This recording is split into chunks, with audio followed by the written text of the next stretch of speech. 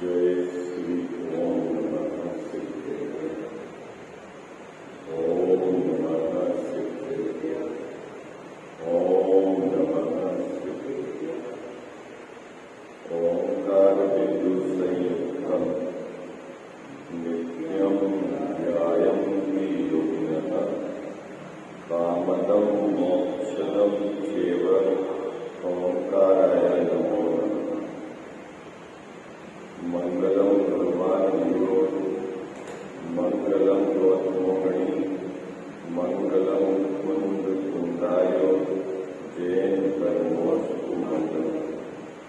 सर्व मंगल मांगल्यम सर्व कल्याण कारकम तथानाम सर्व धर्माणाम जैनम जयतु शासनम। जैनम जयतु शासनम। जैनम जयतु शासनम। नमः श्री समय साराय स्वानुभूत्या सदासते चित स्वभावाय भावाय सर्वभावान करे चिते। इस भवतरुका मूलधिक जानहु में क्या बात। आपो कर निर्मूल तब करिए मोक्ष। करिए मोक्ष। जय बोलो देव शास्त्र गुरु की।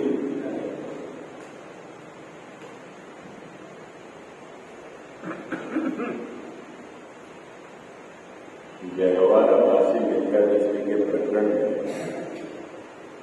जो दूसरा भेद है, जिसमें टोडरमल्ली साहब ने उस जीव को परीक्षा की प्रेरणा दी, तब शिष्य या वह जीव प्रश्न करता है कि मैं अल्पज्ञ हूं, मैं छद्मस्त हूं, और यदि मेरे से परीक्षा अन्यथा हो जाए तो क्या करूं? प्रश्न क्या था उसका? मुझसे परीक्षा अन्यथा हो जाए। अन्यथा हो जाए मतलब सच्ची न हो, गलत हो जाए, तो मैं क्या करूं? और आप परीक्षा करके ही जो तत्व है उसको मानने का उपदेश दे रहे हैं, उसका ये प्रश्न है। तो टोडरमल्ली साहब ने कहा था दो बातें, एक तो प्रमाद को छोड़कर और गहराई से विचार करके, है ना, ये दो बातें हैं। प्रमाद किसको कहना? प्रमाद का अर्थ लेना पक्ष को छोड़कर। ये बहुत बड़ा बिंदु है बाबू, है ना। चाहे अपने जीवन में लेना और जीवन में हो नहीं हो, धार्मिक क्षेत्र में आप जब असल और नकल की परीक्षा करो तब अपना पूर्वाग्रह, अपना पक्ष जो अभिप्राय में पड़ा हुआ है उसको छोड़कर ही परीक्षा करनी पड़ेगी। यदि आपको कोई पक्ष पड़ा हुआ है तो निश्चित तौर पर परीक्षा सही नहीं होगी, है ना। ये बहुत मार्मिक बिंदु है। क्या? प्रमाद को छोड़कर। प्रमाद को छोड़कर उसका क्या अर्थ लेना है आपको? हाँ, पक्ष को छोड़कर और सच्ची और झूठी उसको कसौटी पर कसने पर। क्या लिखा हुआ है? कसने से। कसने से इसका अर्थ क्या लेना बाबू जी? गहराई से उसके संबंध में सत्य और असत्य का विचार करने से क्या होगा? सच्ची ही परीक्षा होगी, फिर परीक्षा झूठी नहीं हो सकती। तू पक्ष छोड़ देगा और गहराई से विचार करेगा, है ना, चारों अनुभव में आचार्यों के कथन को मिलाएगा, पूर्व और अपर पक्ष का मिलान करेगा, तो परीक्षा सच्ची ही होगी। ऐसा यहाँ टोडरमल्ली साहब का कहना है। आई बात पक्षपात के कारण अगर तू भले प्रकार से परीक्षा न करे, वहां अन्यथा परीक्षा होती है। ये एक बहुत मार्मिक बिंदु है। क्या पक्ष का जोर रहा और परीक्षा सही नहीं करेगा तो तू क्या करेगा कि गलत परीक्षा करेगा, है ना। इस पूरे पैराग्राफ की विषय वस्तु क्या है?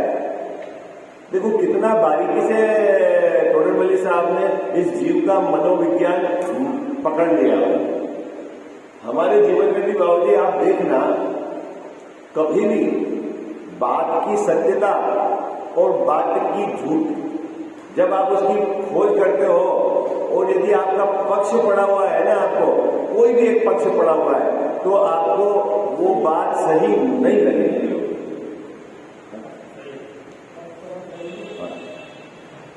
आज जैसे पाकिस्तान ने कोई बात कही हो और भारत वाले ने कोई बात कही हो, अगर ऐसा भी हो सकता है कि उन्होंने बात सही कही हो, लेकिन अपने को पक्ष अपने देश का पड़ा है तो अपने को उसकी बात गलत लगेगी।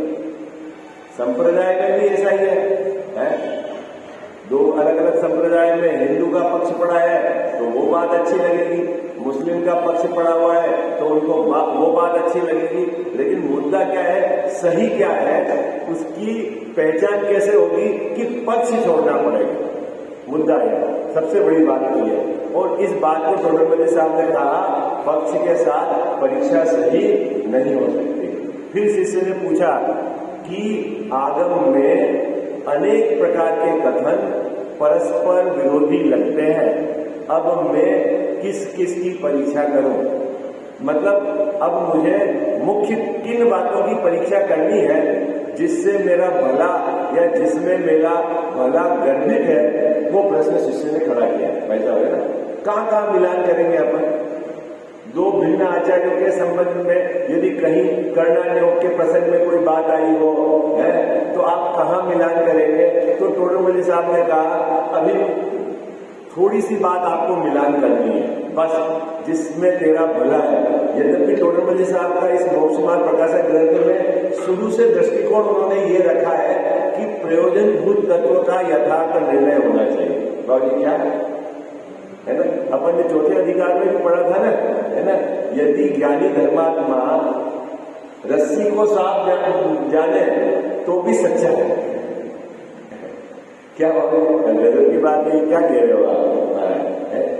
हे सामने रस्सी और वो जान रहा है सांप, और अज्ञानी सर्प को सर्प जाने तो भी झूठा है। अरे याद है क्या नहीं ये प्रकरण? आप भूल गए क्या? करें आप साहब नहीं याद है? भूल गए? अब वही तो कह रहे हैं, आगे आगे पाठ पीछे पीछे है। गजब, सामने देखो रस्सी है और वो कह रहा है सांप, और आप कह रहे हो सच्चा है, और वो सांप को सांप कह रहा है तो भी कह रहे हो झूठा है। तो ये आपके सच और झूठ की परिभाषा कहां से है ना? तो टोडरमल्ली साहब ने कहा, हमारा एंगल दृष्टिकोण जो जीव प्रयोजनभूत तत्व के संबंध में सच जानता है वो सब में सच्चा है। क्यों? क्योंकि हमारे को तो मोक्ष मार्ग से संबंध है बाबूजी। जिसको मोक्ष मार्ग के संबंध में, सात तत्व के संबंध में यथार्थ श्रद्धा है, वो सच्चा है। वो सोने की पहचान कर पाए ना कर पाए जाने दो, उससे मोक्ष मार्ग का क्या संबंध है? बात पकड़ रही है आपसे? दृष्टिकोण समझ में आया क्या? नहीं समझ में आया? देखो बहुत आपको यहां से क्या दो व्यक्ति का सिलेक्शन करना है जो दौड़ने में तेज हो, ठीक है? ठीक है, अब उसमें आपका एंगल क्या है? मुझे जो व्यक्ति तेज दौड़ता है उसका सिलेक्शन करना है क्योंकि वही मेरा क्राइटेरिया है, ठीक है? अब जो उसके संबंध में जितनी भी बातें सच्चाई से जाने वो सच है, और उसको छोड़कर बाकी संबंध में गलत भी जाने तो मेरे लिए उसका कोई लेना देना नहीं, कोई रोल नहीं है। आई बात समझ में? आपको बात पकड़ में आ गया? उसी प्रकार जो मोक्ष मार्ग में प्रयोजनभूत तत्व, सात तत्व, देवशास्त्र गुरु के संबंध में सही जाने, बस उसका काम हो जाएगा। अब वो कपड़े की पहचान नहीं कर पाए तो नहीं कर पाए, सोने की पहचान नहीं कर पाए तो नहीं कर पाए। उसको हो सकता है कि उदयपुर के जमीन की रेट याद नहीं हो तो नहीं हो, उससे सच और झूठ का क्या लेना देना। बात पकड़ नहीं है, वो बात प्रयोजनभूत ही नहीं है। हाँ? बात पकड़ में आ गया। ये तो गले नहीं उतर रही है आपको बात, और आप बहुत सारे से विचार करोगे तब बात में पकड़ में आएगी क्या कहना चाहे। हाँ, क्योंकि अपना दृष्टिकोण उस जीव को मोक्ष मार्ग में स्थित करने का है, उसके विषय के संबंध में वो जानता है, उसका काम हो जाएगा।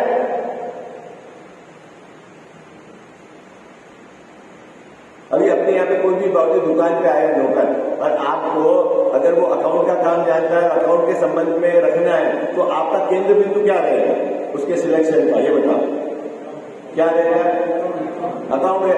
अब वो झाड़ू नहीं निकालना जानता है तो आपको उससे क्या लेना देना? वो सब्जी नहीं लेना जानता है तो उससे आपको क्या लेना देना? क्योंकि हमारा कोई मकसद ही नहीं है उससे। वो गलत जाने सही जाने तो फिर अकाउंटेंट की पूरी तनख्वाह दोगे आप उसको? कितनी दोगे तनख्वाह? पूरी। क्यों? क्योंकि वो अकाउंट के संबंध में पूरा जानता है, सही जानता है, उसको सब एक एक पता है कि टैक्स कैसे भरना है, क्या है उसका, तो है ना। उसी प्रकार जो मोक्ष मार्ग के प्रयोजनभूत तत्व है उनके संबंध में वो सही जानता है, इसलिए वो ज्ञानी है। ज्ञानी का मतलब यहाँ कौन सा ज्ञानी है? सम्यक ज्ञानी है। या ज्ञानी मतलब केवल ज्ञानी थोड़ी है कि जो सब जानता है। क्या अंतर है सम्यक ज्ञानी और केवल ज्ञानी में? अरे बोलो, दो नाम है ना जी, सम्यक ज्ञान और केवल ज्ञान। सम्यक ज्ञानी को आपने भी ज्ञानी कहा और केवल ज्ञानी तो ज्ञानी है। क्या अंतर है दोनों में? क्या क्या अंतर है? गजा वो भी ज्ञानी, अरे उनके लिए तो सकल प्रत्यक्ष है, उनसे कोई भी बात छुपी हुई नहीं है केवल ज्ञानी से। और सम्यक ज्ञानी प्रयोजनभूत तत्व के संबंध में यथार्थ जानता है। आएगा समझ? आएगा? आप ऐसा मत समझ लेना कि सम्यक ज्ञानी को सब कुछ पता है, आत्मा के प्रदेश जानता होगा, नहीं दिखते उसको। और सम्यक ज्ञानी ऐसा नहीं है कि जगत के सभी विषय का वो पारंगत हो। लेकिन एक बात जरूर है कि मोक्ष मार्ग उसके संबंध के जो विषय है उसको वो बाबूजी बिल्कुल सही जानता है, इसीलिए ज्ञानी। अब आपका केंद्र बिंदु क्या है कि किसको ज्ञानी कहना? कि जो मोक्ष मार्ग के संबंध में यथार्थ जानता हो वो ज्ञानी, और लोक के संबंध में नहीं जाने तो भी उससे कोई लेना देना नहीं, इसलिए उसके ज्ञान को पकड़कर उसको हर परिस्थिति में ज्ञानी कहा है। आई बात समझे? प्रयास मैं इंजीनियरिंग का कितना भी बढ़िया जानता हूं, कितनी भी बढ़िया डिजाइन करता हूं, लेकिन ज्ञानी नाम नहीं पाता। क्यों नहीं जानता हूं कि इंजीनियरिंग के बारे में? लेकिन भाई उससे ज्ञानी का कोई संबंध नहीं है। तो ज्ञानी का संबंध किससे है कि भाई आप प्रयोजनभूत तत्व को यथार्थ जानते हो कि नहीं जानते? आप अपनी आत्मा को यथार्थ जानते हो कि नहीं जानते? जिसके आश्रय से धर्म पड़ेगा। आई बात से पकड़ में आएगा आपको। लोक में भी ऐसे ही होता है, जिससे अपना प्रयोजन सधे उसकी ही बाबू परीक्षा की जाती है। आप आंख का ऑपरेशन कराने डॉक्टर के पास जाओगे, किस डॉक्टर के पास जाओगे बाबू?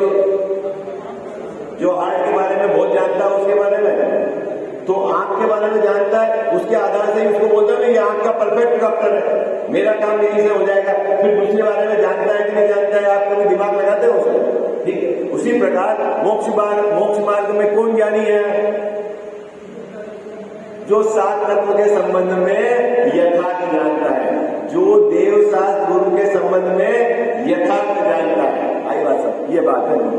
आई बात ये बात कहकर टोडरमल जी साहब क्या कह रहे हैं? टोडरमल जी साहब क्या कह रहे हैं? भाई यदि तेरे को मोक्ष मार्ग में स्थित होना है तो तेरा सिलेबस बहुत छोटा है।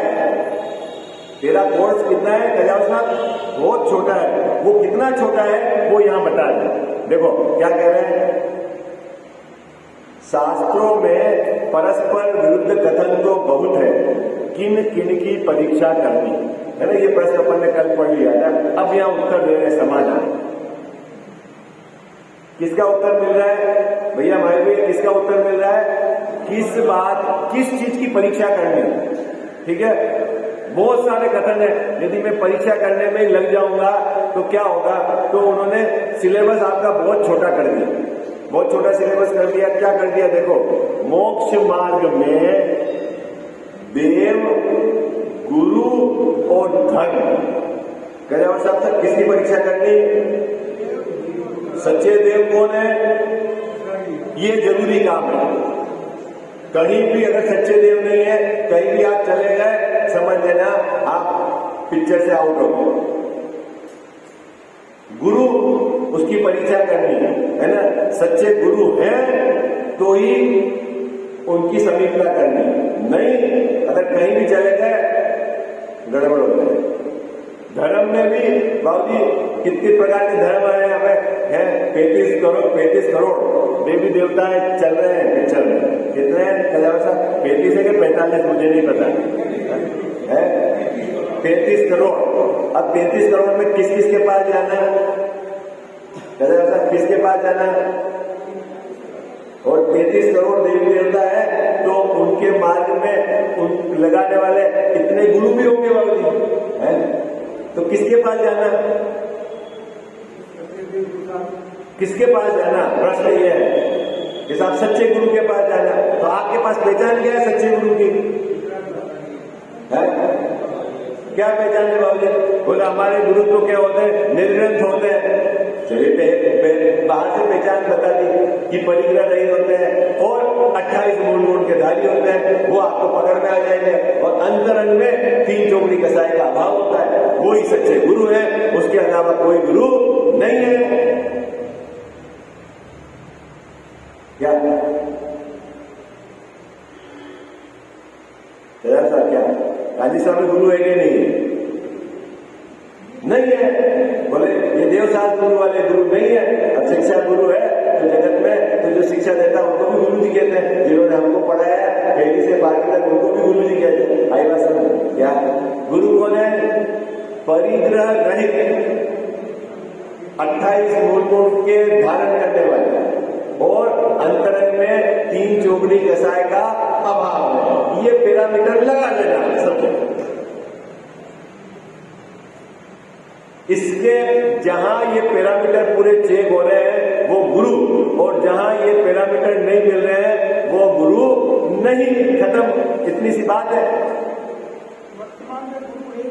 वो आप चेक करो, वो आप चेक करो है भाई। आपको अपना लोटा छानना है, मेरे को अपना लोटा छानना है, नहीं बाबूजी है? आचार्य ने लक्षण बता दिए हैं आपको, आपकी बुद्धि लगाओ। बुद्धि तो लगा सकते हो ना? रहेंगे, बिल्कुल रहेंगे। छोटे बच्चे साहब उसका उत्तर देके आए ना, पढ़ा नहीं आपने? कहाँ रहेंगे, किस काल में रहेंगे, इसके संबंध में कहाँ डिटेल दी है? और पंचम काल में गुरु रहेंगे तो अमेरिका में रहेंगे कि भारत में रहेंगे? कहाँ रहेंगे? ये कहाँ लिखा है? और अमेरिका में जाके आप शास्त्र पढ़ोगे और बोलोगे कि पंचम काल में लिखा हुआ है, तो अमेरिका में भी किसी को मानने लग जाओगे गुरु। फिर वहां भी प्रकृतिवाद वाले नगे ही देते हैं, पता है आपको? अमेरिका में एक फिलोसॉफी चलती है नेचुरल प्रकृतिवाद, वहां वो बिल्कुल नग्न रहते हैं। अब आप एकमात्र पैरामीटर देख लोगे, नग्न है, गुरु है, तो उनको गुरु मानने लग जाओगे। भाई आप समझना, आप जो है ना कुतर्क कर रहे हो, आचार्य की बात का विरोध कर रहे हो, यहाँ पूरे लक्षण बताए हैं, उसके बाद भी आप विरोध कर रहे हो, इसका मतलब है आपको पक्ष पड़ा हुआ है और मिथ्यात्व का जोर है। अभी अनंत संसार बाकी है। आई बात समझ में? आप मेरे से बहस नहीं हो रही है, सीधी आप आचार्य की बात को डिनाई कर रहे हो, स्वीकार नहीं कर रहे हो। आई बात समझ? परीक्षा करने की आप में ताकत है, आप परीक्षा कर सकते हो। लक्षण सामने आपको समझ में आ रहे हैं, आपको कमी पकड़ में आती है, उसके बाद भी पक्ष पड़ा हुआ है, तो करो आप, उसका काम बनाइए। हमें जिसका अनंत संसार बाकी रहेगा वो इसी प्रकार की गड़बड़ी करेगा।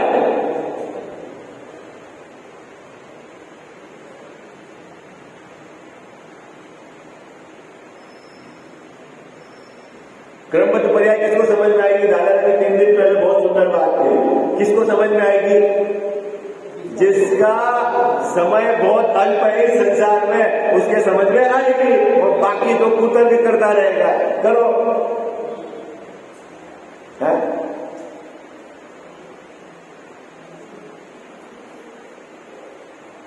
तो कभी ऐसा होगा कि आपका पुण्य प्रबल है, कुतर्क करा, सामने वाले ने जवाब नहीं दिया, तो वो कल छोड़ा, हमने बात करी, अरे भाई तू सत्य की खोज कर, ग्रंथ उपलब्ध है, आचार्यों के वचन प्रमाण है, उनको मिलान कर, तेरी बुद्धि अभी मिलान करने की है, फिर पागलपन में क्यों पड़ा हुआ है?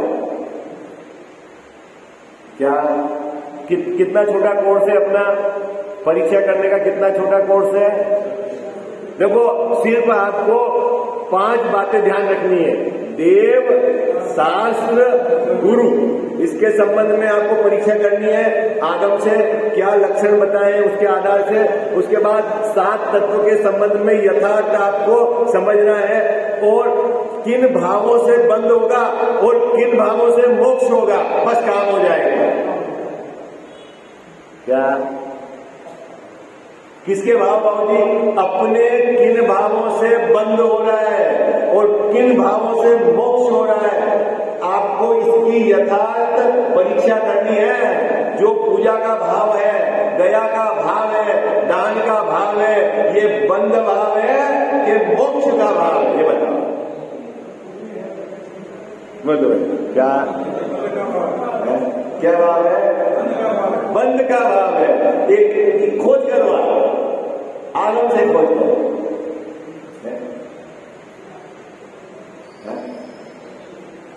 कितनी सुंदर बात है।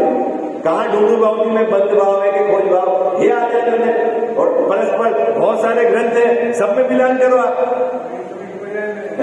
इतने सारे ग्रंथ उपलब्ध है आपके, कुदमुंड आचार्य के हैं, उनकी परंपरा में है, अन्य भूतबली पुष्पदंत आचार्य, उनकी परंपरा में बहुत सारे ग्रंथ उपलब्ध है, और आप मिलान करो कि आचार्य ने पुण्य भाव को क्या कहा। संसार का परिणाम है कि मोक्ष का परिणाम है? कौन सा भाव है पुण्य भाव? संसार का भाव है कि मोक्ष में ले जाने का भाव है? क्या साहब, हम तो कुछ समझने ही नहीं जाते, तो ना समझने का धर्म हो जाएगा। हाँ, समझना तो पड़ेगा ही। जगत में भी कोई काम करना पड़ता है तो उसके लिए आपको सीखना पड़ता है ना, उसके बारे में डिटेल जानना पड़ेगा आपको। हाँ? साहब, जगत में तो सब जगह ये हल्ला हो रहा है, होने दो हल्ला।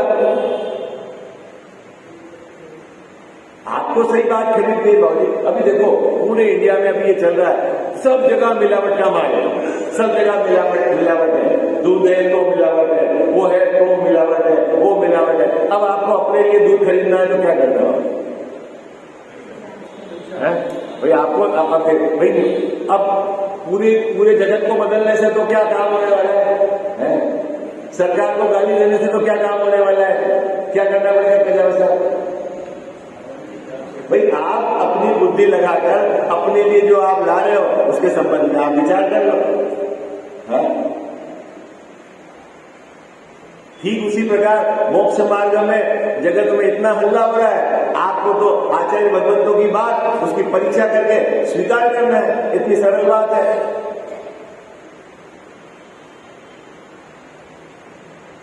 लेकिन सबसे बड़ी समस्या क्या है बाबूजी? इसने धर्म का क्षेत्र तो ऐसा समझ लिया है कि इसमें बुद्धि लगानी नहीं। जो पद्धति चल रही है, जो कुल परंपरा चल रही है, कोई देखा देखी चल रहा है, कोई बढ़िया सा बाहर में जुलूस देख लेता है तो प्रभावित हो जाता है, कोई खाना देख लेता है तो प्रभावित हो जाता है, उसको वितरागता का तो कोई ठिकाना ही नहीं है कि हमें कहीं के लिए मंदिर आए। भगवान की प्रतिमा देखेगा तो कितनी बड़ी है, किस धातु की बनी हुई है, ये तो स्फटिक मणि की है, ये तो चमत्कार है। अरे भाई तू वितरागता देख,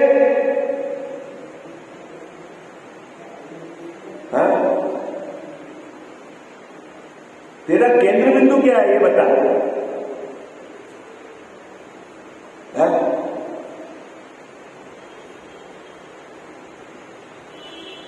आप देखना उसको जोर किधर क्या चलता है, किधर से आप जा रहे हो यात्रा में, अरे वो मंदिर में चमत्कार है, चलो चलो यहाँ के तो दर्शन कर लेंगे। क्यों साहब, चमत्कार के दर्शन करने हैं आपको? भगवान की वितरागता आपको जोर नहीं मार रही अंदर। बोलो, आप अपना जो भी यात्रा का जो मैप बनाते हो उसमें केंद्र बिंदु क्या रहता है? जो अतिशय क्षेत्र है वो तो सब कर रहे हैं। क्या अतिशय है भैया? मैं दर्शन करने की मनाही नहीं कर रहा हूं, मैं तो ये कह रहा हूं अंदर में आपका उत्साह जोर चमत्कार की तरफ का है कि भगवान की वितरागता की तरफ का है, ये बताओ। मुद्दा तो ये है, पता ही नहीं है उनको अतिशय किसको कहते हैं। और चलता भी है, अभी आजकल तो वो बहुत गड़बड़ी होगी, है ना। भगवान के जो कल्याणक हुए हैं ना, उन कल्याणकों के क्षेत्र को वास्तव में अतिशय क्षेत्र कहते हैं। मोक्ष कल्याणक हुआ है वो तो जो तीर्थंकर भगवान थे वो तो तीर्थ क्षेत्र हो गया, और बाकी अन्य जो कल्याणक हुए हैं उनके वो अतिशय क्षेत्र। अभी छोड़ो, मैं तो कह रहा हूं अभी जैसे जमीन से प्रतिमा निकली, ठीक है, अब आप जगत में ये प्रचलन हो गया कि उस जगह बोल दिया अतिशय। कहीं कहीं मंदिर की ट्रस्ट कमेटियों ने भी सोच लिया कि कुछ इसमें अतिशय डाल दो तो पैसा ज्यादा इकट्ठा हो जाएगा, तो वो अतिशय हो। अभी चल रहा है सब जगह, ठीक है। अब आप जाते हो कहीं भी तो पूछते हो भैया क्या अतिशय हुआ? नहीं, तो फिर वो एक कहानी बताता है क्या कि यहाँ तो अभिषेक हो गया, यहाँ तो चंदन की वर्षा हो गई, यहाँ तो ऐसा आदमी आया दर्शन करने के लिए तो उसके तो आंख नहीं थी और आंख हो गए। अली भैया तू कहाँ अटका है? तू पंचपरमेश्वरी भगवंतों के समीप क्यों आया है? तू उनकी किस बात से प्रभावित है? किस बात से प्रभावित है? उनकी वितरागता से। उसका तेरे को जोर है कि नहीं है? अपने में वितरागता प्रकट करने की भावना है कि नहीं है? उन्होंने वितरागता प्रकट करने की क्या विधि बताई है, उसको तेरे सुना समझा है कि नहीं है? जो क्या करा करेगा बता।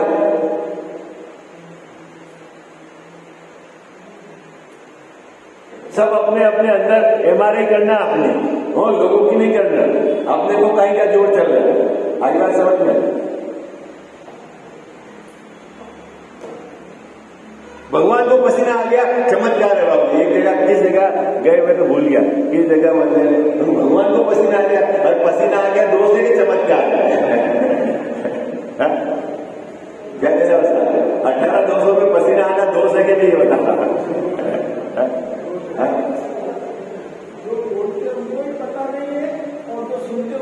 हाँ, और अब मजा आ गया, क्या पता है?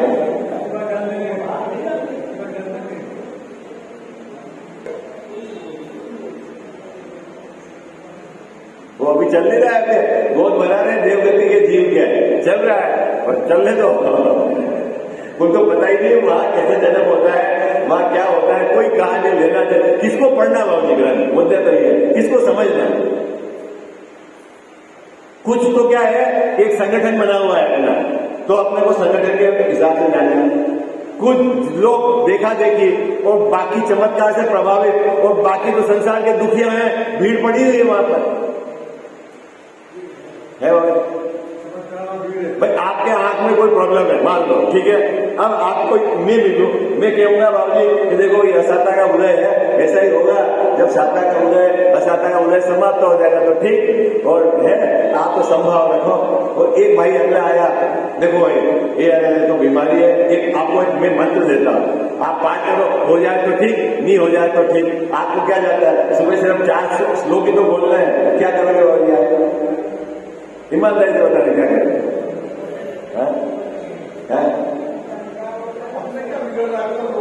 अरे भैया आपका क्या बिगड़ा है? आपने पूरे के पूरे वस्तु स्वरूप के विपरीत अपनी श्रद्धा कर दी है, ये इसको पता ही नहीं है। ये है क्या बिगड़ा है वो उसको पता ही नहीं। क्या बिगड़ा? सच्चे देव के पास नहीं, किसी अन्य को देव मान लिया, क्या बिगड़ा है तुझे पता नहीं है, अनंत भाव रखने का। जो सच्चे गुरु नहीं है और तेरे गुरु मान लिया है, तेरा अनंत भाव बिगड़ गया। चढ़ावे में तो कहा है उपल नाव है, उपल समझ गया, पत्थर की नाव है। हाँ, वो खुद तो डूबेगा और तुम्हारे को भी डुबाएगा। आई बात समझ?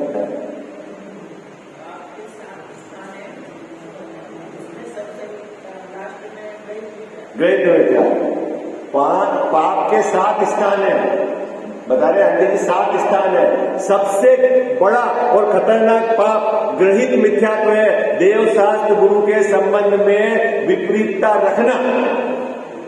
क्या कहते हैं सर? मतलब ऊपर की जितने भी हिंसा के पार्ट है वो सब ऊपर चले गए। ये वो समझ, ये लोग ये समझता नहीं।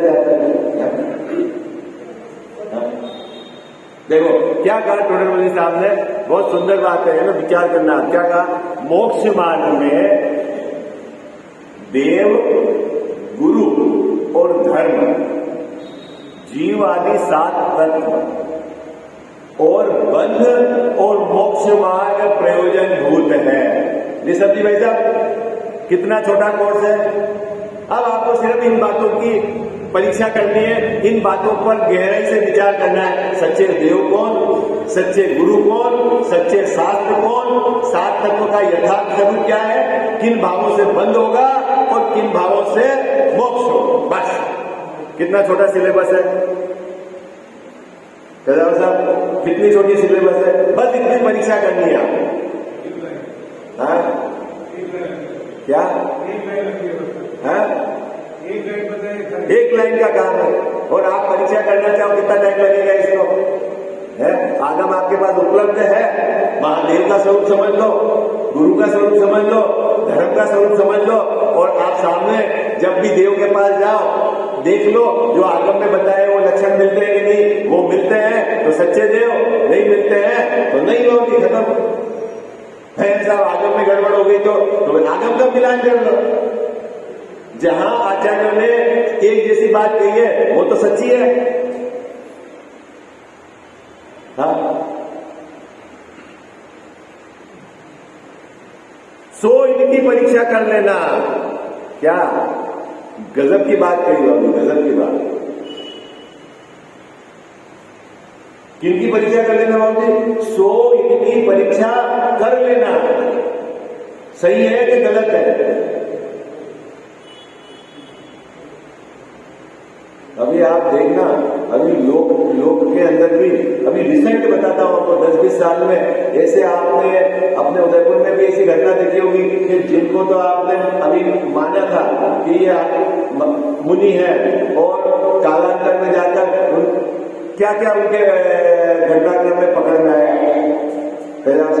तो आपने जब उनकी आग दिया, उनकी पूजा करी, तो आपको धर्म लगा कि नहीं लगा? कहाँ लगा? किसने कहा लगा? अपने बाप को निर्मल थे। कहां से निर्मल थे? कह रहे हैं गुरु के स्वरूप को समझाने कहीं के निर्मल थे बाप? किसको कह रहे निर्मल? तो ऐसा तो फिर वो कहीं भी जाकर पूजा करते हैं सबके निर्मल हो जाएंगे। हाँ? किसने कहा? कहां कहा आचार्यों ने? क्या कहा आपको बताऊं मैं? क्या कहा बताऊं आपको? सांप को दूध पिला रहे हो, ये कहा है आचार्य ने। पढ़ो तो सही आप।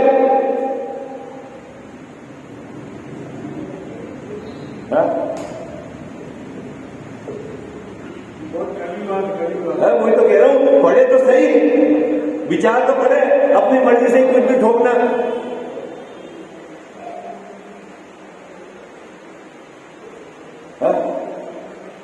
हमारा उनसे अच्छा है क्या? अच्छा है बाबू, व्यक्तिगत रिलेशन होता है क्या महाराज जी से?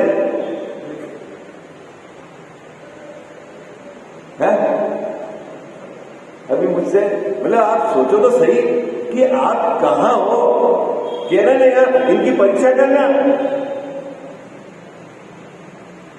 डरने की बात नहीं, करना परीक्षा। गड़बड़ हो जाएगी तो बहुत गड़बड़ है, और सही रहोगे तो सही है। क्या कह रहे थे? क्या कहा बाबू जी? इनकी परीक्षा करना कि किस भाव से मोक्ष होगा, किस भाव से बंद होगा। अगर तूने बंद के भाव को मोक्ष मान लिया तो तेरे मोक्ष कब होगा? बोलो कब होगा भाई साहब? कभी नहीं होगा। अब तूने पूजा के भाव को ही मोक्ष का कारण मान लिया तो फिर मोक्ष कब होगा? दान के भाव को ही तेरे मोक्ष का कारण मान लिया तो मोक्ष कब होगा?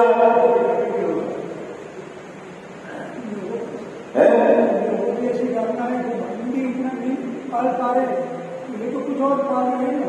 कौन सा? ये तो पाल नहीं था। क्या पाल रहे हैं ये तो बताओ। वो क्या पाल रहे हैं? मुद्दा क्या है? देखो एक बात समझ लेना आप, जैन धर्म क्रिया के आधार से बिल्कुल नहीं है। ये जरूर है कि ज्ञानी धर्मात्मा की क्रिया बिल्कुल व्यवस्थित होती है, सदाचार पूर्वक उनका जीवन होता है, लेकिन उसके आधार से धर्म नहीं है, अपना भाव प्रधान धर्म है। क्या? और ऊपर की बात है, अभिप्राय सम्यक होने पर काम चालू होता है मोक्ष मार्ग। आई बात समझ? अन्य मत में भी कितने ही ऐसे मिलेंगे कि जो एक दो बरस से सिर्फ पानी पी के जीवित है। हाँ,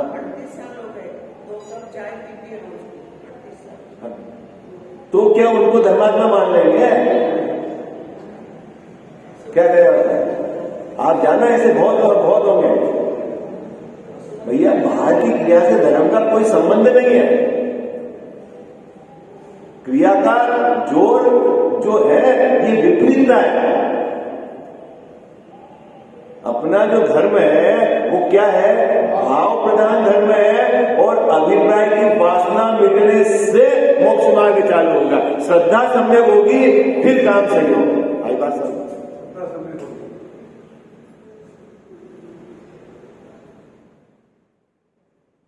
अब मुद्दा क्या है बाबूजी? आपकी कोई मैंने छोटी मोटी क्रिया देख ली और मेरे नहीं है, मैं आपसे प्रभावित हो गया, जबकि आचार्यों ने कहा ये तो गड़बड़ है, ये तो लूटने का मार्ग है।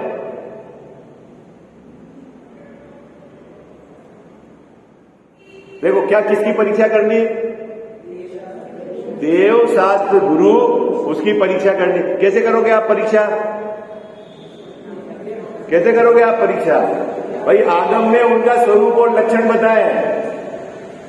पहले आगम से पढ़ना, और एक ग्रंथ से नहीं, अनेक ग्रंथों में आचार्यों ने एक जैसी बात कही है तो आपको लग जाएगा कि ये बात आप्त की है। किसकी बात है? आप्त की है। उस आधार से उनकी परीक्षा करना, और आपकी जितनी बुद्धि है उसमें लगाना। और परीक्षा कैसे करना? पक्ष को छोड़कर परीक्षा करना। किसको छोड़कर? पक्ष को छोड़कर। पक्ष रखकर परीक्षा करोगे तो गड़बड़ हो जाएगी। देव का स्वरूप बताया है और फिर कहेंगे हाँ ये भी तो देव है, इन्होंने भी तो भगवान की रक्षा की है, अगर पक्ष पड़ा होगा तो उनको देव मानने लग जाएंगे।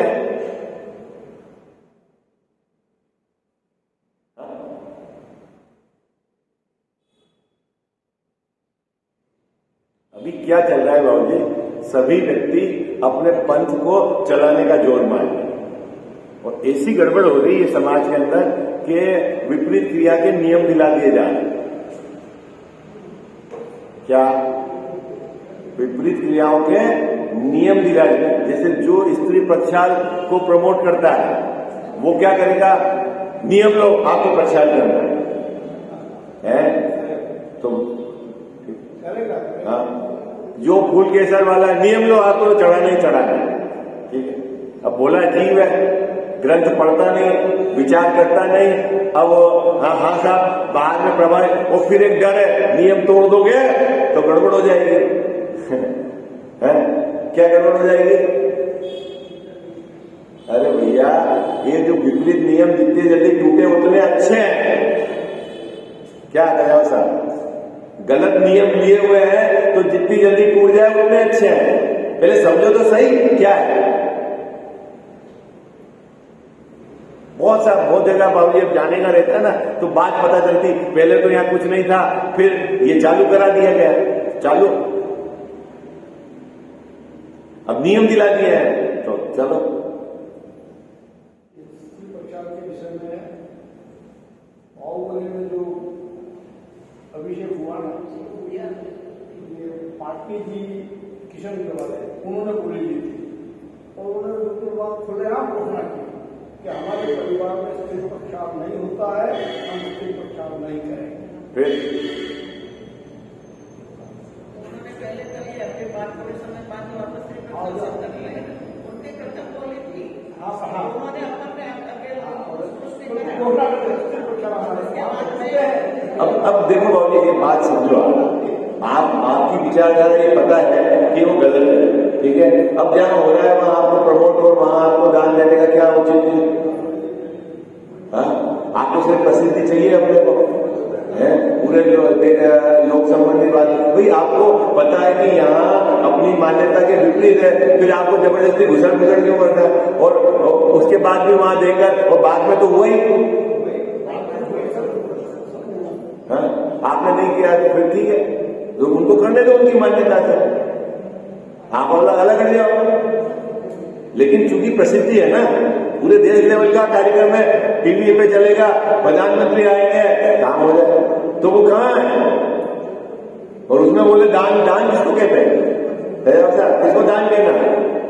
रत्नत्रय के लिए दिया गया हो, रत्नत्रय धारी को दिया गया हो, देने वाली सामग्री से रत्नत्रय की वृद्धि हो, रत्नत्रय नवदा भक्ति पूर्वक बहुत बड़ा ऑब्जेक्ट है वो। वीतरागता के लिए दिया गया हो, वीतरागता की भावना से दिया गया हो, तो दान का मतलब क्या है? मेरी परिणति में वीतरागता प्रकट हो, वीतरागता जिनके प्रकट है उनके प्रति बहुमान आया है, और वीतरागता की बात जगत के सब जीव जाने, उस मार्ग में लगना है। मुनिराज कौन सा दान देते हैं? बोलो, देते कि नहीं देते? मुनिराज दान देते हैं कि नहीं देते हैं? क्या बोलते हो आप पूजा में? तुम सा दानी जग में क्या हो है? मतलब जगत में आपके जैसा दानी कोई हो ही नहीं सकता। क्या दिया उनके पास? तो वो सामग्री है नहीं है? कि जग को दे दी जग की निधिया। अरे कजाल साहब आपको बता दिया तू भगवान है, ये सबसे बड़ा दान है। आई बात समझ में? क्या अभी होश है आपको? क्या रोज पूजा में बोलते हो आपका भाव पकड़ में आता है?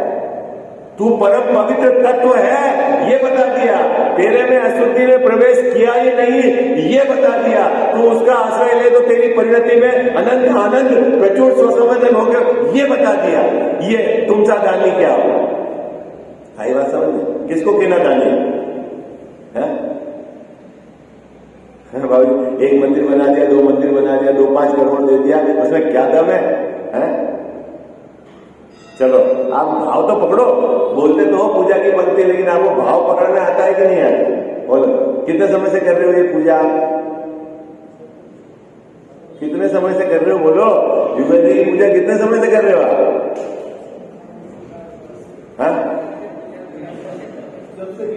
कब से कर रहे हो? कभी सोचा आपने कि ये क्या पंक्ति लिखी? देखो क्या लिखा है, जिन शास्त्रों में यह सच्चे कहे। भाई साहब कौन से शास्त्र रखने हैं? सीधी बात बता रहे हैं, जिन शास्त्रों में यह सच्चे कहे। कौन सी बातें सच्ची कही? देव, शास्त्र, गुरु, 7 तत्व के संबंध में और बंध और मोक्ष मार्ग के संबंध में जिन शास्त्रों में यह बात सच्ची कही उनकी सर्व आज्ञा मानना। क्या कहा साहब? जहां देव का स्वरूप, गुरु का स्वरूप, धर्म का स्वरूप, 7 तत्व के संबंध का जो स्वरूप, बंध और मोक्ष मार्ग का स्वरूप सही कहा है, उनकी सर्व आज्ञा मानना। फिर उन्होंने जो कहा वो सब सही है। और जहां देव शास्त्र गुरु के संबंध में गलत बात कही है उनकी कोई आज्ञा मत मानना। लो क्या गजब की बात कही है? अब पढ़ लो आप ग्रंथ, किस ग्रंथ की बात मानना है? किस ग्रंथ की बात है? बहुत जने गुटके ले आते हैं, आके गुटके, छोटे छोटे गुटके, कहीं से कुछ उठाया, कहीं से कुछ उठाया, छाप दिया और देखो यहाँ तो ये लिखा हुआ है। अरे भाई तू पढ़ तो सही, आचार्य किस परंपरा में, किस अनुयोग का ग्रंथ है, किस अपेक्षा से कहा है, आगे पीछे का प्रसंग जानता है कि नहीं जानता है? कुछ नहीं, एक वो बस ले आया, 2-4 लाइन पढ़ के देखो यहाँ तो कहा है, देखो यहाँ तो कहा है। एक भाई मेरे पास आए, बोले 600 साल पुरानी परंपरा है, क्या है? बोलते साहब कि ये तो पंचामृत होता है। मैंने बढ़िया, मैंने कहा अपना धर्म कितना पुराना है ये तो बता। है साहब, वो तो नहीं बता कितना पुराना है तेरा धर्म, और को कितने साल का परंपरा बताता है? तो अनादि के सामने 600 साल की क्या परंपरा है? तो एक जना लिया है वो धर्म की पुस्तक में, देखो इसमें वो चौगड़िया ले छपा हुआ है, देखो इसको भी तो माना है आचार्य ने। अच्छी बात है क्या? अभी धर्म की पुस्तक छपेगी ना बाबूजी, उसको कॉमन बनाना है तो आपको बहुत फेमस करना है तो चौगड़िया भी छापना पड़ेगा, सूतक भी छापना पड़ेगा, चमत्कार भी छापना पड़ेगा, तो लोग फटाफट संभाल के रखेंगे नहीं? क्या कहना था? सही है ना? अभी जैसे आपको किसी का फोटो देना है, आप संभाल के रखोगे तो वो क्या करते हैं, एक तरफ फोटो छापते हैं, पीछे चौगड़िया छाप देते हैं, तो आप फोटो संभालते हो, चौगड़िया संभालते हो। चलो देखो पढ़ लेता हूं, भाव पकड़ में आएगा। मोक्ष मार्ग में देव गुरु धर्म जीवादि सात तत्व वो बंद और मोक्ष मार्ग प्रयोजनभूत है, सो इनकी परीक्षा कर लेना। जिन शास्त्रों में यह सच्चे कहे हो उनकी सर्व आज्ञा मानना, जिनमें यह अन्यथा प्ररूपित किए हो उनकी आज्ञा नहीं मानना। ठीक है, तो अब फिर प्रश्न आया, साहब ऐसी गड़बड़ी किसने क्यों कर दी? अब प्रोडक्ट मैनेजर साहब बताएंगे कि किन किन लोगों ने इसमें गड़बड़ कर दी, कल उसकी चर्चा करेंगे। मिथ्यातम नाश वेकु ज्ञान के प्रकाश वेकु आपा पर भाषा वेकु भानु सी बखानी है। छहु द्रव्य जान वेकु बंध विधि भान वेकु स्वपर पिछान वेकु परम प्रमाणी है। अनुभव बताय वेकु जीव के जताय वेकु काहू न सताय वेकु भव्य और आने है। जहाँ तहाँ तार वेकु पार के उतार वेकु सुख विस्तार वेकु यही जिन वाणी है। जा वाणी के ज्ञान ते सूझे लोकालोक, सो वाणी मस्तक चढ़ो सदा देत हूँ धोख।